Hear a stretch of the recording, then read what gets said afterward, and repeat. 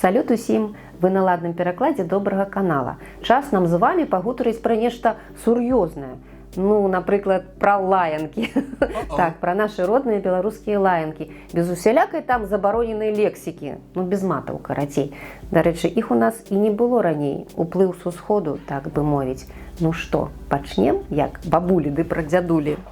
Ну чаго табе ўсё карціць? Што ты языком сваім гэтым ўсё бразгаеш?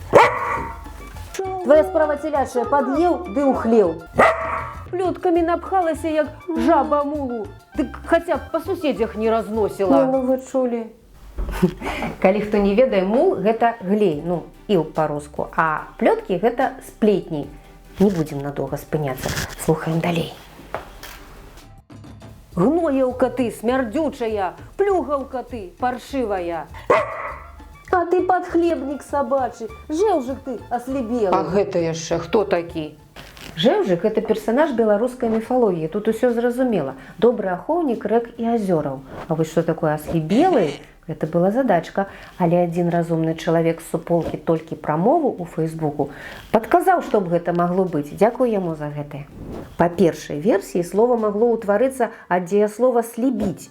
Калі глядзець супраць сонца, ды яшчэ праз блікі расы, вось яно нібы так асляпляе і кажуць «мне слебіць». А другі варыянт – жэўжык, ён можа і льсніцца ад вады ці там ад слізі быць аслізлым, аслебелым. Ну, вось якое важкае слово, аказваецца. Я пра яго не ведала, а вы? Ну, цяпер затое мы ўсе ведаем. Дзякуючы нашым лаянкам. Працягнем. Чаго ты дрэнчыш? Адчапіся ад мяне, он брашы на асінавы кол. Сама ты брэшаш, а я гавару, нос табе з балдаву, вось.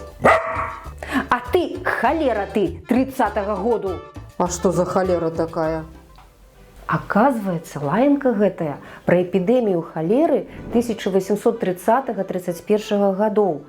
Смяротнай інфекцыі 19 стагоддзя. Тады ж адбыліся і народныя хваляванні, і знакамітае паўстанне на нашых землях таксама. Вось шмат чаго ў той час цяжкі адбылося, а памяць пра яго захавалася ў нашым фальклоры. Неверагодна. А моя бабуля са Случчыны, калі мы малыя яе даймалі, яна сварылася на нас так: «Трасса вашай мацеры і бацьку вашаму!» Трасса – гэта ліхаманка, ліхарадка, гэта калі трасе з-за тэмпературы. Вядома, бабуля не зычыла нам ніякай хваробы. Гэта былі проста пякучыя слоўцы, якія яна чула ад сваёй бабулі, а тая ад сваёй бабулі-матулі. І так далёка-далёка ў самую глыбіню стагоддзяў. Не толькі лаянкі, усё, што мы маем, адтуль ад нашых продкаў з глыбіні. І гэта вельмі ўзрушвае. Вось такі калючы, але згадзіцеся, вельмі прыгожы букет у нас атрымаўся. Але гэта толькі парушынка.